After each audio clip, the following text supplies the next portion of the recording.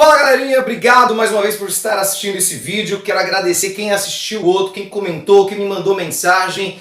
Olha, é muito legal mesmo ver o pessoal interagindo, mas vou dar uma dica. Ao invés de comentar, me mandar mensagem no WhatsApp, no Facebook, no Instagram, comenta no próprio vídeo no YouTube que você me ajuda no engajamento do vídeo, tá ok? Obrigado mesmo, mais uma vez. Falar um pouquinho sobre o vídeo passado, eu dei um exemplo que eu não achei que ficou muito legal, assim, naquela questão em que a gente especula se é um acidente ou se não é um acidente. O que eu quis dizer é que especialistas já investigaram, já falaram assim, olha, se houvesse um oleoduto embaixo do mar, ou um terremoto, uma movimentação estranha de uma placa tectônica, por exemplo, tivesse ali espanado algum parafuso, rompido este tubo e estivesse havendo esse vazamento ali, a região atingida do nosso litoral não seria tão extensa e assim a quantidade de óleo seria muito maior.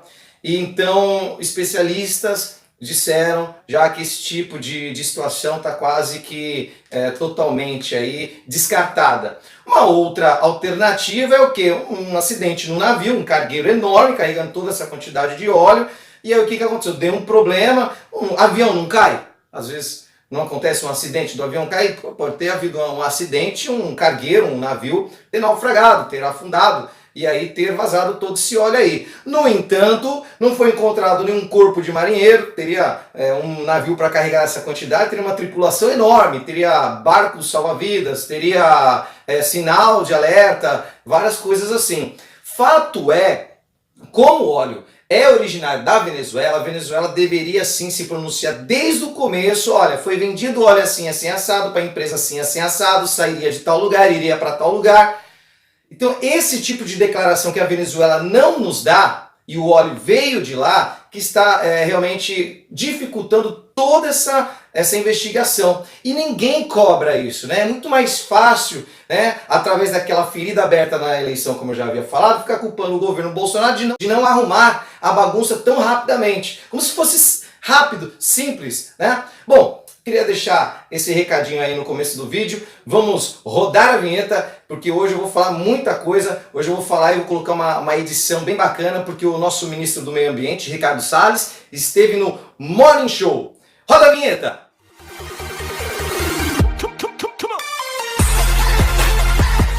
Bom, voltando aqui para o tema do vídeo, eu quero lembrar você, meu amigo, que está aí culpando o governo, tudo mais, é o seguinte, o Brasil é vítima, tá? É vítima disso tudo que está acontecendo aí. Esse óleo não foi produzido aqui, não teve nenhum navio brasileiro que sei lá, aportou errado, fez uma transição de um navio para o outro e aí caiu no mar. Não aconteceu, não foi algo nacional, tá? O Brasil então é uma vítima disso aí. Então o governo está tentando sanar um problema que não foi criado pelo próprio governo e ainda assim tem que ouvir você criticando o próprio governo aí de novo. Ai, mas a Globo News 41 dias, hoje teve uma entrevista do Ricardo Salles no Morning Show, meu, nem o Caio Coppola humilhou tanto o Fefito. O Greenpeace não fez nada para ajudar, só soube criticar, fazer demonstração, showzinho, depois fizeram aquele teatro na porta do Palácio do Planalto, destruição do patrimônio público, deixaram uma série de entulhos lá, resto de óleo, resto de galho de árvore, um monte de coisa, sujaram toda a frente do palácio, ajudar que é bom, não fizeram nada. Depois, agora a gente fica sabendo que o navio estava navegando, o navio que inclusive é de análise de questões oceânicas, quer dizer, estava em frente do local onde teve o acidente e onde está vazando o óleo, foi incapaz de parar, de se oferecer para entrar, para vir ajudar, de ajudar a monitorar a origem do óleo, passou à margem do litoral brasileiro, vindo de lá da Guiana, ou seja, navegou em frente a todo o litoral brasileiro, passou em frente ao Maranhão, ao Ceará, Pernambuco, todos os lugares onde tinha o óleo atingido, não fez absolutamente nada e só foi parar lá no Uruguai. Exatamente foi essa crítica que nós fizemos.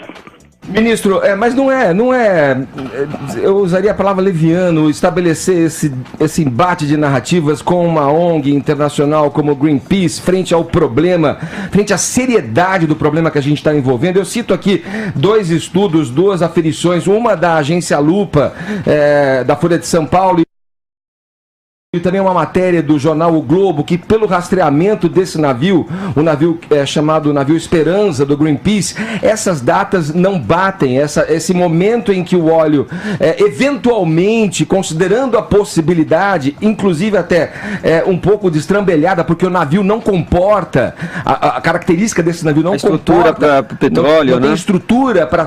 Mas ninguém disse, espera um pouquinho, ninguém disse que foi o navio que jogou o óleo. Eu estou dizendo que eles estavam na frente, estavam passando na frente do local do acidente, podiam ter parado para ajudar e não fizeram nada. Quem tá fazendo elucubrações são eles. Aqui não tem nada. Nós dissemos uma coisa muito clara.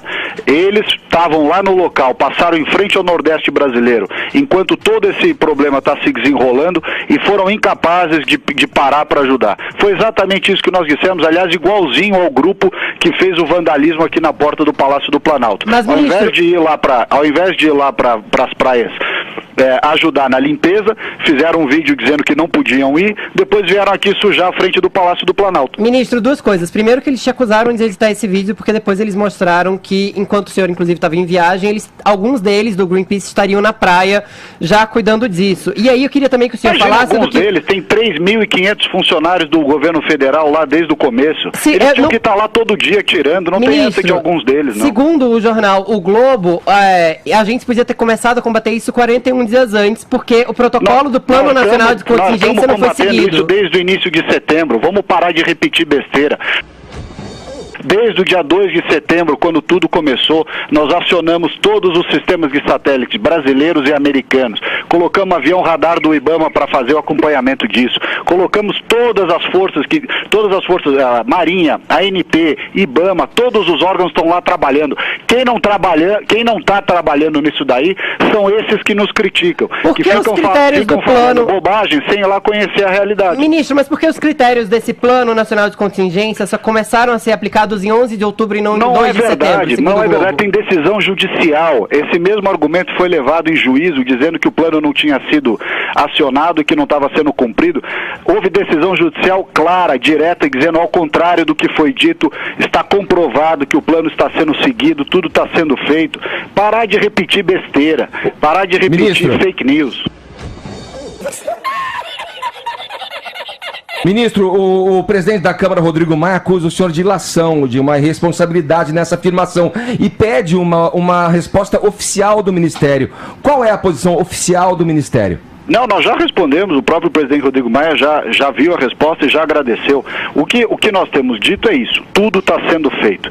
Desde o início do começo de setembro, quando essas manchas de óleo venezuelano, a esquerda não quer que repita que o óleo é venezuelano para não constranger, porque o culpado disso tudo, quem não tem controle sobre a sua própria produção de óleo e o escoamento do óleo venezuelano é o governo da esquerda lá, que graças a uma escolha econômica fracassada no mundo inteiro, socialista, o governo está falido, o governo está desmontado e eles não conseguem monitorar para quem eles vendem o óleo. Muito bem, o óleo é venezuelano, o óleo que atinge o Brasil nesse momento vem da Venezuela. Não estamos dizendo que foi o governo da Venezuela que jogou, são coisas bem diferentes, mas estamos dizendo que o óleo vem de lá. Portanto, quando a gente coloca esse ponto, a esquerda some, muda de assunto e só sabe repetir esses chavões todos que vem dizendo desde o começo. Mas, ministro, o Rodrigo Maia não é da esquerda, né? Eu queria aproveitar para pedir para o senhor comentar as declarações do Rodrigo Maia e também do presidente.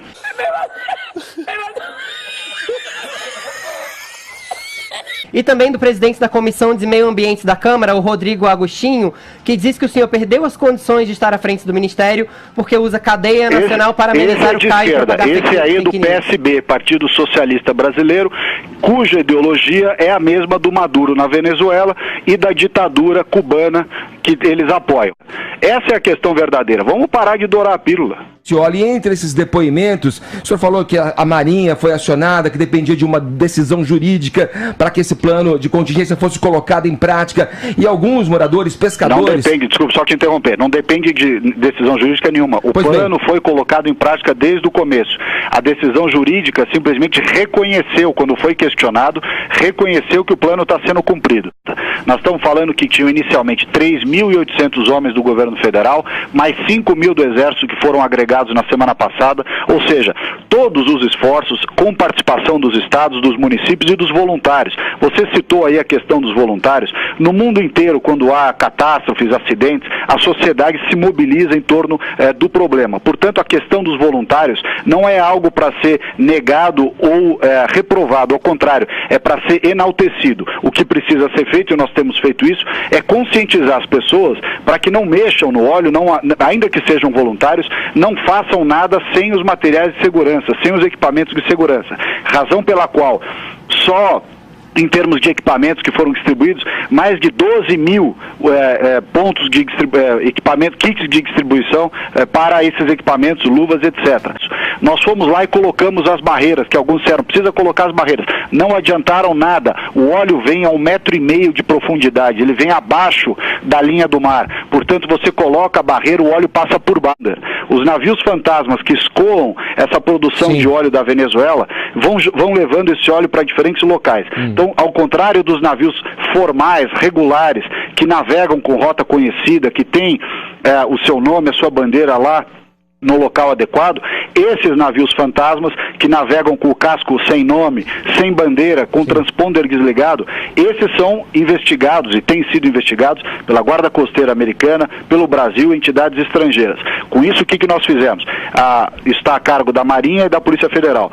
Vem se refinando o rol de navios que poderiam ter transportado esse material.